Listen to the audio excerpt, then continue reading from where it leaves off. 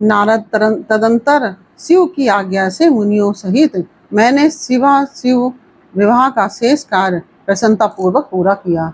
फिर उन दोनों दंपति के मस्तक का अभिषेक हुआ। ब्राह्मणों ने उन्हें आदर पूर्वक ध्रुव का दर्शन कराया। तत्पश्चात हृदयालंबन का कार्य हुआ। फिर बड़े उत्साह के साथ स्वस्ति वाचन किया गया। इसके पश्चात ब्राह्मणों की आज्ञा से शिव ने शिवा के सिर में सिंदूर दान किया। उस समय गिरिराज नंदिनी उमा की शोभा अद्भुत और अवर्णनीय हो गई। फिर ब्राह्मणों के आदेश से वे शिव दंपति एक आसन पर विराजमान हो भक्तों के चित्त को आनंद देने वाली उत्तम शोभा पाने लगे। ओम नमः शिवाय। कैसे हैं आप लोग? ईश्वर कृपा से आप सब अच्छे होंगे। ईश्वर सब पर कृपा बनाए रखे, सबका कल्याण करें। आज हम बताने जा रहे हैं श्री शिव महापुराण के रुद्र संहिता तृतीय पार्वती खंड का 49, 50, 51 ये तीनों अध्याय का वर्णन करने जा रहे हैं। शिव के विवाह का उपसंहार, उनके द्वारा दक्षिणा वितरण, वर वधु का कोहबर और वास भवन में जाना, वहां स्त्रियों का उनसे लोकाचार का पालन करना, रति की प्रार्थना से शिव द्वारा काम को जीवन दान एवं वर प्रदान, वर वधु का एक दूसरे को मिष्ठान भोजन कराना और शिव का जन्माशय में लौटना। ओम नमः शिवाय, ओम नमः शिवाय, हर हर भोले नमः शिवाय, गंगाधराय शिव गंगाधराय, हर हर भोले नमः शिवाय, नमः शिवाय, ओम नमः शिवाय, हर हर भोले नमः शिवाय। ओम नमः शिवाय। ब्रह्मा जी कहते हैं, नारद, तदंतर मेरी आज्ञा पाकर महेश्वर ने ब्राह्मणों द्वारा अग्नि की स्थापना करवाई और पार्वती को अपने आगे बैठाकर वहां ऋग्वेद, यजुर्वेद और सामवेद के मंत्रों द्वारा अग्नि में आहुतियां दी। तात उस समय काली के भाई मैनाक ने लावा की अंजलि दी और काली तथा शिव दोनों ने आहुति देकर लोकाचार का आश्रय ले प्रसन्नता पूर्वक अग्निदेव की परिक्रमा की। नारद तदंतर शिव की आज्ञा से मुनियों सहित मैंने शिव विवाह का शेष कार्य प्रसन्नता पूर्वक पूरा किया। फिर उन दोनों दंपति के मस्तक का अभिषेक हुआ। ब्राह्मणों ने उन्हें आदर पूर्वक ध्रुव का दर्शन कराया। तत्पश्चात हृदयालंबन का कार्य हुआ। फिर बड़े उत्साह के साथ स्वस्ति वाचन किया गया। इसके पश्चात ब्राह्मणों की आज्ञा से शिव ने शिवा के सिर में सिंदूर दान किया। उस समय गिरिराज नंदिनी उमा की शोभा अद्भुत और अवर्णनीय हो गई। फिर ब्राह्मणों के आदेश से वे शिव दंपति एक आसन पर विराजमान हो भक्तों के चित्त को आनंद देने वाली उत्तम शोभा पाने लगे। मुने तदंतर अद्भुत लीला करने वाले उन नौ दंपति ने मेरी आज्ञा पाकर अपने स्थान पर आप शस्त्रोपासन किया। इस प्रकार विधि पूर्वक उस वैवाहिक यज्ञ के पूर्ण हो जाने पर भगवान शिव ने मुझ लोक सृष्टा ब्रह्मा को पूर्ण पात्र दान किया। फिर शंभु ने आचार्य को गौदान किया। मंगलदायक जो बड़े बड़े दान बताए गए हैं वे भी सहस्र संपन्न किए। तत्पश्चात उन्होंने बहुत से ब्राह्मणों को पृथक पृथक 100 स्वर्ण मुद्राएं दी, करोड़ों रत्न दान किए और अनेक प्रकार के द्रव्य बांटे। उस समय सब देवता तथा दूसरे चराचर जीव मन में बड़े प्रसन्न हुए और जोर जोर से जय जयकार की ध्वनि करने लगे। सब और मांगलिक शब्द और गीत होने लगे। वाद्यों की मनोहर ध्वनि सबके आनंद को बढ़ाने लगी। इसके बाद श्री विष्णु, मैं, देवता, ऋषि तथा अन्य सब लोग गिरिराज से आज्ञा ले बड़ी प्रसन्नता के साथ शीघ्र ही अपने अपने डेरे में चले गए। उस समय हिमालय नगर की स्त्रियां आनंद मग्न हो शिव और पार्वती को लेकर कोहबर में गईं। वहां उन सब ने आदर पूर्वक वर वधु से लोकाचार का संपादन कराया। उस समय सब और परमानंददायक महान उत्साह छा रहा था। तदंतर वे स्त्रियां उन लोक कल्याणकारी दंपति को साथ में ले परम दिव्य वास भवन में यानी कि कौतुकागार में गई और वहां भी प्रसन्नता पूर्वक लोकाचार का संपादन किया। इसके बाद गिरिराज के नगर में स्त्रियों ने समीप आकर मंगल कृत करके उन दो दंपतियों को केली गृह में पहुंचाया और जय ध्वनि करती हुई उनके गठबंधन की गांठ खोलने आदि का कार्य संपन्न किया। उस समय उन नूतन दंपतियों को देखने के लिए 16 दिव्य नारियां बड़े आदर के साथ शीघ्रता पूर्वक वहां आई।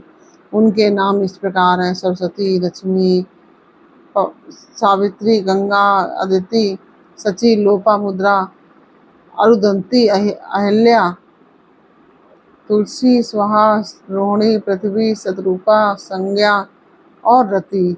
ये देवांगनाएं तथा मनोहारिणी देवकन्या, नागकन्या और मुनि कन्याएं भी वहां आ पहुंची। वहां जितनी स्त्रियां उपस्थित थी और उन सबकी गणना करने में कौन समर्थ है। जितनी भी उपस्थित थी वहां पे उनकी कोई गणना नहीं की जा सकती थी। उनके दिए हुए रत्नमय सिंहासन पर भगवान शिव प्रसन्नता पूर्वक बैठे। उस समय उन्होंने शिव से नाना प्रकार की विनोदपूर्ण बातें कही। तदंतर प्रसन्नचित्त हुए महेश्वर ने अपनी पत्नी के साथ मिष्टान भोजन और आचमन करके कपूर डाला हुआ पान खाया। इसी अवसर पर अनुकूल समय जान प्रसन्न हुई रति ने दीन वत्सल भगवान शंकर से कहा, भगवान पार्वती का पारिग्रहण करके आपने अत्यंत दुर्लभ सौभाग्य प्राप्त किया है। बताइए मेरे प्राणनाथ को जो सर्वदा स्वार्थ रहित थे आपने क्यों भस्म कर डाला। अब यहाँ मेरे पति को जीवित कीजिए और अपने अंतःकरण में काम संबंधी व्यापार को जगाइए। आपको और मुझको जो समान रूप से वियोग जनित संताप प्राप्त हुआ है उसे दूर कीजिए। महेश्वर, आपके इस विवाहोत्सव में सब लोग सुखी हुए हैं, केवल मैं ही अपने पति के बिना दुख में डूबी हुई हूँ। देव शंकर प्रसन्न होइए और मुझे सनाथ कीजिए। दीनबंधु परम प्रभु, अपनी कही हुई बात को सत्य कीजिए। चराचर प्राणियों सहित तीनों लोकों में आपके सिवा दूसरा कौन है जो मेरे दुख का नाश करने में समर्थ हो। ऐसा जानकर आप मुझ पर दया कीजिए। दीनों पर दया करने वाले नाथ, आपको आनंद प्रदान करने वाले अपने इस विवाहोत्सव में मुझे भी उत्सव संपन्न बनाइए और मेरे प्राणनाथ के जीवित होने पर ही अपनी प्रिया पार्वती के साथ आपका सुंदर विहार परिपूर्ण होगा। इसमें संशय नहीं है। सर्वेश्वर, आप सब कुछ करने में समर्थ है क्योंकि आप ही परमेश्वर हैं। यहाँ अधिक कहने से क्या लाभ। सर्वेश्वर, आप शीघ्र मेरे पति को जीवित कीजिए। ऐसा कहकर रति ने गांठ में बंधा हुआ कामदेव के शरीर का भस्म शंभु को दे दिया और अपने सामने हा नाथ कहकर रोने लगी। रति के रोदन सुनकर सरस्वती आदि सभी देवियां रोने लगी और अत्यंत दीनवाणी में बोली, प्रभु, आपका नाम भक्त वत्सल है। आप दीनबंधु और दया के सागर हैं। अतः काम को जीवन दान दीजिए और रति को उत्साहित कीजिए। आपको नमस्कार है।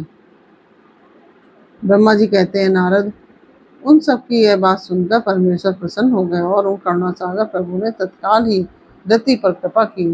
भगवान शूलपाणि की अमृतमयी दृष्टि पड़ते ही पहले जैसे रूप, वेश और चिन्ह से युक्त अद्भुत मूर्तिधारी सुंदर कामदेव उस भस्म से प्रकट हो गया। अपने पति को वैसे ही रूप में आकृति, मंद मुस्कान और धनुष बाण से युक्त धनुष बाण से युक्त देख रति ने महेश्वर को प्रणाम किया। वह कृतार्थ हो गई। उसने प्राणनाथ की प्राप्ति कराने वाले भगवान शिव का अपने जीवित पति के साथ हाथ जोड़कर बारंबार स्तुति किया। पत्नी सहित कामदेव की हुई स्तुति को सुनकर दयार्द हृदय भगवान शंकर अत्यंत प्रसन्न हुए और इस प्रकार से बोले। भगवान शंकर ने कहा कि मनोभाव पत्नी सहित तुमने जो स्तुति की है उससे मैं बहुत प्रसन्न हूँ। स्वयं प्रकट होने वाले काम तुम वर मांगो और मैं तुम्हें मनवांछित फल वस्तु दूंगा। शंभु का यह वचन सुनकर कामदेव महान आनंद से निमग्न हो गए और हाथ जोड़कर मस्तक झुकाकर गदगद वाणी में बोले।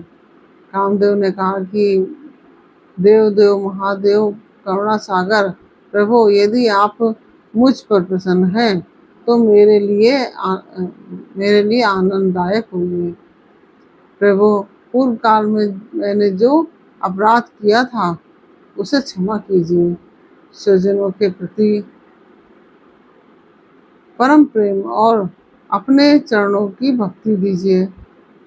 कामदेव का यह कथन सुनकर परमेश्वर शिव प्रसन्न हो बोले, बहुत अच्छा। इसके बाद उन करुणानिधि ने हंसकर कहा, महामते कामदेव, मैं तुम पर प्रसन्न हूँ। तुम अपने मन से भय को निकाल दो। भगवान विष्णु के पास जाओ और इस घर से बाहर ही रहो। तदंतर काम शिव जी को प्रणाम करके बाहर आ गया। विष्णु आदि देवताओं ने उसे आशीर्वाद दिया। इसके बाद भगवान शंकर ने उस वास भवन में पार्वती को बाएं बिठाकर मिष्ठान भोजन कराया और पार्वती ने भी प्रसन्नतापूर्वक उनका मुंह मीठा किया। तदंतर वहां लोकाचार का पालन करते हुए आवश्यक करके मैना और हिमवान की आज्ञा ले भगवान शिव जन्माशय में चले गए। मुने उस समय महान उत्सव हुआ और वेद मंत्रों की ध्वनि होने लगी। लोग चारों प्रकार के बाजे बजाने लगे। जन्माशय में अपने स्थान पर पहुंचकर शिव ने लोकाचार बस मुनियों को प्रणाम किया। श्री हरि को और मुझे भी मस्तक झुकाया। फिर सब देवता आदि ने अब उनकी वंदना की। उस समय वहां जय जयकार, नमस्कार और तथा समस्त विघ्नों का विनाश करने वाली शुभदायिनी वेद ध्वनि भी होने लगी। इसके बाद मैंने भगवान विष्णु ने तथा इंद्र, ऋषि और सिद्ध आदि ने भी शंकर जी की स्तुति की। गिरजा नायक महेश्वर की स्तुति करके वे विष्णु आदि देवता में प्रसन्नता पूर्वक उनकी यथोचित सेवा में लग गए। तत्पश्चात लीला पूर्वक शरीर धारण करने वाले महेश्वर शंभु ने उनको सम्मान दिया। फिर उन महेश्वर की आज्ञा पाकर वे विष्णु आदि देवता अत्यंत प्रसन्न हो अपने अपने विश्राम स्थान को गए। इसके साथ ही है 49, 50 और 51वां अध्याय पूरा हुआ। यह अध्याय आपको कैसा लगा ये हमें कमेंट बॉक्स में अवश्य बताइए। अच्छा लगा हो तो वीडियो को लाइक शेयर कीजिए और कमेंट में ओम नमः शिवाय अवश्य लिखिए। फिर मिलते हैं आपसे अगले अध्याय के साथ अगले वीडियो में। तब तक के लिए ओम नमः शिवाय। राधे राधे।